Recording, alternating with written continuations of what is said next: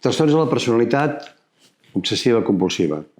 Bé, estem parlant de nois i noies, d'adolescents i joves, que tenen una tendència al perfeccionisme, que són poc flexibles amb ells mateixos i de vegades encara menys amb els altres, que tenen dificultats per acabar les seves tasques, per exemple, les tasques escolars, i que tenen dificultat perquè tenen la tendència a ser massa estrictes. Mai acaba d'estar prou ben fet allò que estan fent, tot i que pot estar molt ben fet. Aquell examen mai acaba d'estar prou ben estudiat, tot i que poden haver estudiat molt.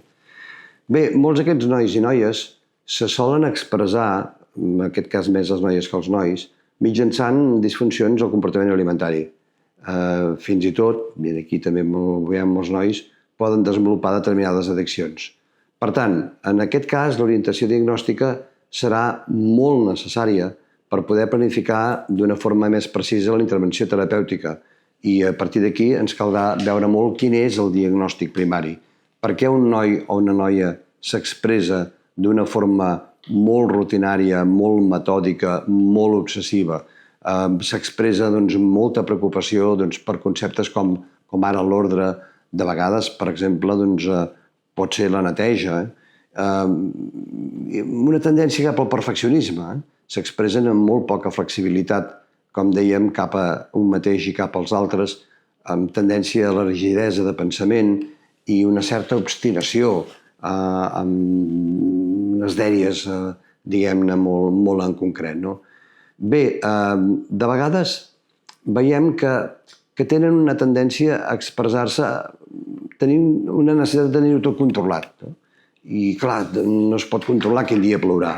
I, en canvi, ells pateixen per veure si aquell dia o no plourà.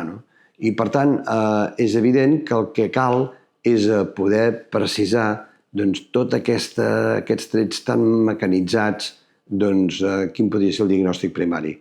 Amb el Gamma-7 hem obert més de 8.000 històries des de l'any 1997 fins ara.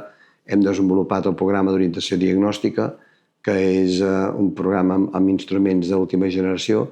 Es tracta de poder identificar d'una forma molt clara quin és el diagnòstic primari i també a la vegada hem desenvolupat una xarxa de recursos propis de característiques assistencials per poder atendre cada noi en funció de la seva singularitat.